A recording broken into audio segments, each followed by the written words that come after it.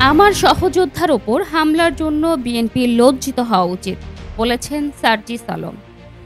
জাতীয় নাগরিক পার্টির সিনিয়র যুগ্ম মুখ্য সমন্বয়ক আব্দুল হান্নান মাউসদের পথসভায় হামলার ঘটনায় জড়িতদের দ্রুত গ্রেফতারের দাবি জানিয়েছে দলটির উত্তরাঞ্চলের মুখ্য সংগঠক সার্জিস আলম। নিজের ভেরিফাইড ফেসবুক প্রোফাইলে এক পোস্টে এ দাবি জানান তিনি।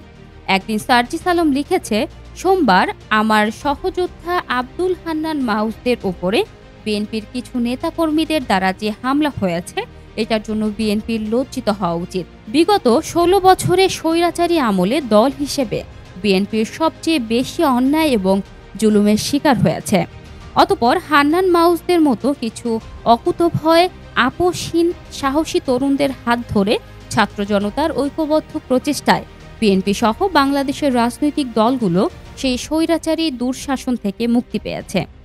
এই কৃতজ্ঞতা বোধটুকু বিএনপি সহ অন্যান্য রাজনৈতিক দলের সবসময় থাকা উচিত।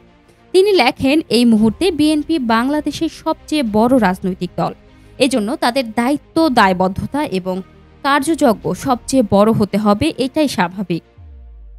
শুধুমাত্র বিরোধী দল হওয়ার কারণে বিগত ১৬ বছরে বিএনপি কি অন্যায়, অত্যাচার এবং জুলুমের শিকার হয়েছে তার একটা সারসংক্ষেপ বিএনপির পক্ষ থেকে তাদের সারা দেশের নেতাকর্মীদের কাছে যাওয়া উচিত।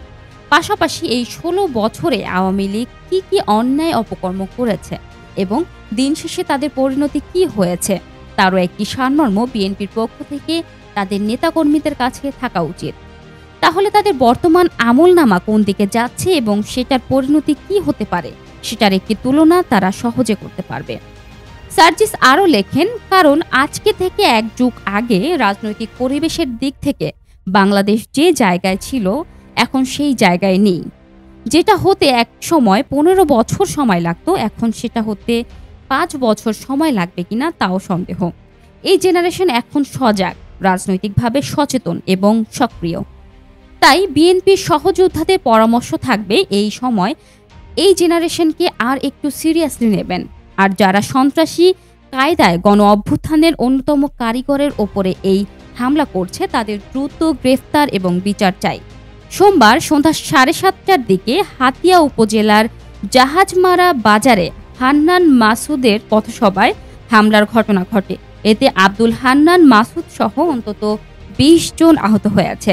এ ঘটনার প্রতিবাদে এবং দোষীদের আইনের আওতায় আনার দাবিতে রাতে ঢাকার বিক্ষোভ মিছিল ও সমাবেশ করেছে এনসিপি।